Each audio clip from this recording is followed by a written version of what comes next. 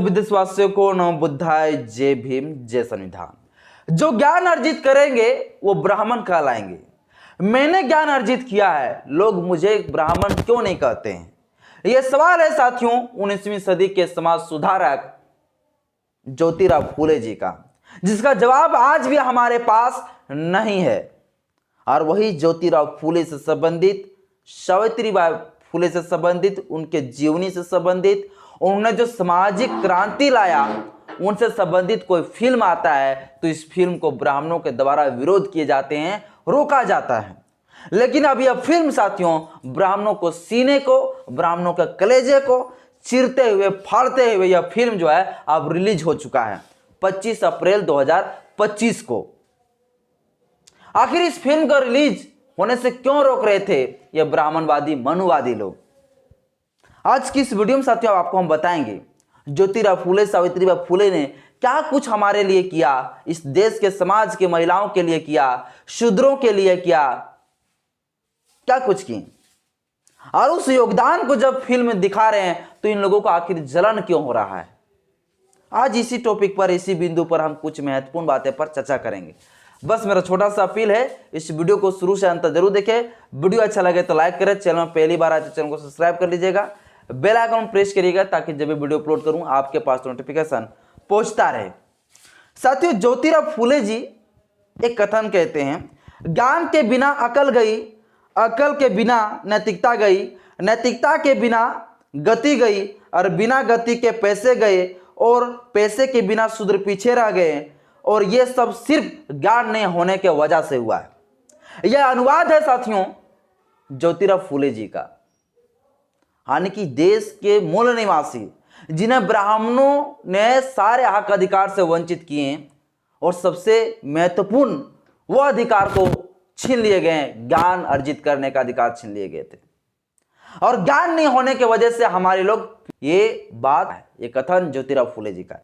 ज्योतिराव फूले जी का साथियों जब जन्म हुआ उस समय का वह दौर था जिसमें इस देश के महिलाओं को सती किए जाते थे।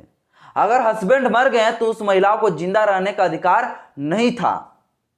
उस महिला को जो है सिर मुंडन करवा दिए जाते थे, उसके बाल छील दिए जाते थे और ढोल और बजना के साथ उसे जला दिए जाते थे, पति के चिता में झोंक दिए जाते थे, और इसे कहा जाता था सती प्रथा। वह उस समय का दौर था साथियों जब ज्योतिराव फूले जी का जन्म हुआ था। वह उस समय का दौर था जब गले में मटका, पीछे झाड़ू, पैर में घुंघरू बांध दिए जाते थे इस देश के मूल निवासियों के ऊपर, SC ST OBC के ऊपर। और ये इसलिए किए जाते थे ताकि हमारे लोग जो है जमीन में थूक ना सके। देश हमारा, राष्ट्र हमारा, ये धरती हमारा, सारा कुछ हमारा, लेकिन गला में मटका भी हमारा। और ये टांगने वाले कौन? ये 3% ब्राह्मण, जिसका यहां पर कोई स्थान नहीं। यूरेशिया से आया, मध्य एशिया से आया, अंग्रेज आया, यहां से चले गए। 200 साल तक उन्होंने शासन किया। मुगल आए, मुगल चले गए, जो शासक आए वो चले गए, लेकिन ब्राह्मण आज तक क्यों नहीं गया? इसका वजह क्या है पता है? इसका वजह मैं बताऊंगा। तो वो साथियों जिस समय वो उस समय का दौर था, विधवा महिलाओं को दोबारा शादी करने का अधिकार नहीं था, उससे जिंदा समय का दौर था। बहुविवाह का प्रथा था उस समय लागू, यानी एक ब्राह्मण, एक व्यक्ति जो है 10 बीवियां रख सकते थे। ये उस समय का दौर था। यह उस समय का दौर था जब लड़कियों को स्तन ढकने का भी अधिकार नहीं थे।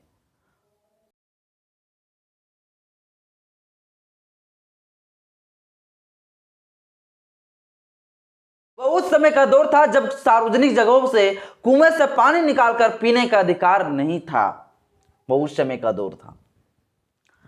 और ज्योतिराव फूले ने जो है इसी चीज को जो है सुधारने के लिए, इसी चीज से जो है छुआछूत, भेदभाव, जो अनटचेबिलिटी बना के रखे हुए थे, इसी चीज को तोड़ने के लिए और इस देश के महिलाओं को शिक्षित करने के लिए, शूद्र समाज को जो है सामाजिक, आर्थिक, राजनीतिक हर मामले में जो है सुधार लाने के लिए ज्योतिराव फूले और सावित्रीबाई फूले ने जो है क्रांति लाना शुरू किए। जब ज्योतिराव फूले जी का शादी हुए सावित्रीबाई फुले से, उसमें ज्योतिराव फुले मात्र 11 वर्ष के थे। 9 वर्ष की थी सावित्रीबाई फुले, और जिस समय यह शादी हुआ उस समय देश के अंदर महिलाओं की जो है इतनी चरम सीमा खराब थी कि महिलाएं जो है घर से निकल भी नहीं सकती थी। उन्हें सिर्फ जो है पतियों को सेवा करना, पतियों का गुलामी करना, बस इतना ही अधिकार थी महिलाओं को। और पति मर जाए तो पत्नी जिंदा नहीं रह सकती, उन्हें भी जला दिए जाते थे। बस इतना ही अधिकार थे महिलाओं का। यानी पुरुषों के हिसाब से महिलाओं को जिंदगी जीना होता था। यह सिर्फ जो है ज्ञान नहीं होने की वजह से यह हो रहा था, और ज्ञान अर्जित करने का अधिकार हमारे लोगों को नहीं था।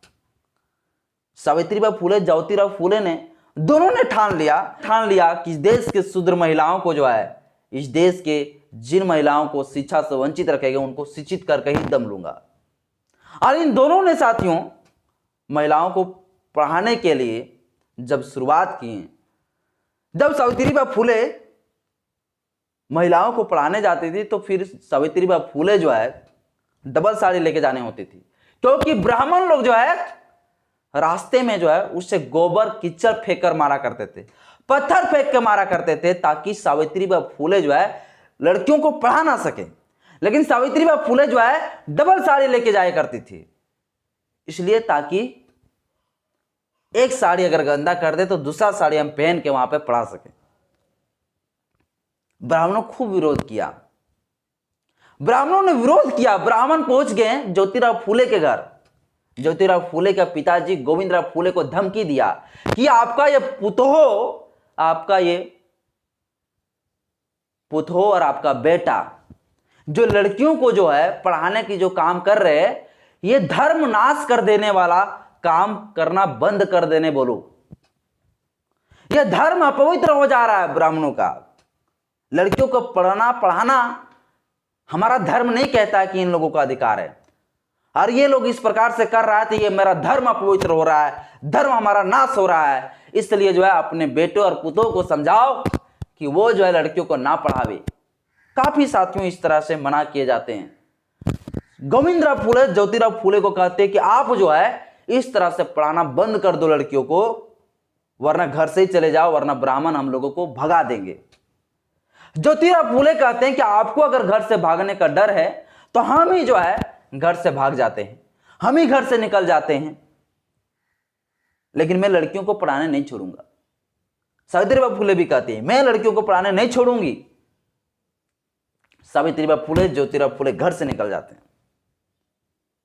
फिर एक मुस्लिम दोस्त के घर जाते हैं और मुस्लिम भाई जो है मदद करते हैं, उसका पत्नी मदद करते हैं, और फिर साथियों जाके महिलाओं के लिए जो है विद्यालय खोलते हैं। जिस समय वो महिलाएं के लिए सबसे पहला विद्यालय खोलती है उस समय मात्र जो है 9 विद्यार्थी लोग जो है उस विद्यालय में प्रवेश लेती है। वो भारत की प्रथम स्कूल थी जब इस देश में महिलाओं के लिए सावित्रीबाई फुले के द्वारा खोली गई। देश की प्रथम महिला शिक्षिका थी सावित्रीबाई फुले जब इस देश के महिलाओं के लिए विद्यालय खुली, जिसके वजह से आज भारत में विद्यालय, यूनिवर्सिटी, महिलाओं के लिए अलग से जो है रिजर्व सीट, आज सारे जो व्यवस्थाएं हुई है ये सावित्रीबाई फुले जी का देन है।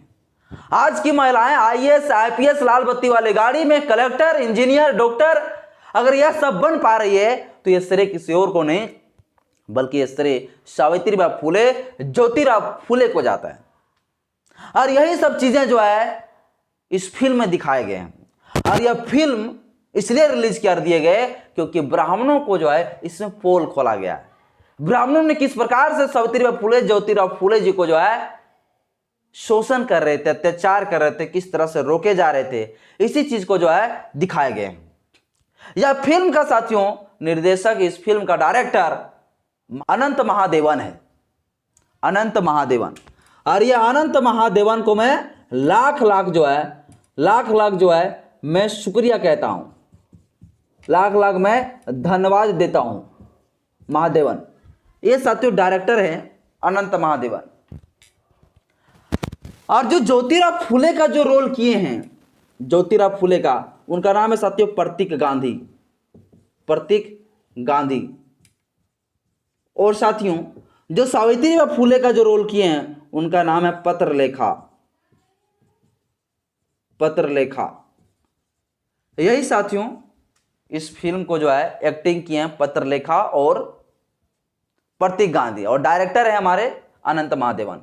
तो अनंत महादेवन प्रतीक गांधी और पत्रलेखा को जो है हिम्मत देने के लिए, इन लोगों को ताकत बढ़ाने के लिए आप सभी लोगों से मेरा अपील है कि आप लोग अधिक से अधिक अपने परिवार के साथ जो है सिनेमा हॉल जाए और यह फुले फिल्म को सभी परिवार के लोगों को दिखाने का काम करें, जिससे हमारे जो है डायरेक्टर, हमारे प्रोड्यूसर, हमारे जो एक्टिंग करने वाले एक्टर हैं उन लोगों को हिम्मत बढ़े और फिर इसी प्रकार से दोबारा इसी तरह से फिल्म जो है ये लोग रिलीज करें। इसलिए हम लोग जो है इन लोगों को हिम्मत देना है, ताकत देना है, और हम सभी लोग जो है इस फिल्म को साथियों देखने के बाद ही ये हिम्मत और ताकत हम लोग उन दोनों को, इन सभी को जो है हम लोग दे पाएंगे। इसलिए इस फिल्म को अधिक से अधिक जो है आप लोग देखने का कोशिश करें, जितना से अधिक हो सके लोगों को सिनेमा हॉल ले जाने का कोशिश करें। और साथ ही साथ साथियों आप लोग जानते हैं कि जब 2012 में द सुद्रा राइजिंग का फिल्म आया था, उस समय भी ब्राह्मणों के द्वारा तोड़फोड़ किए गए थे सिनेमाघरों को।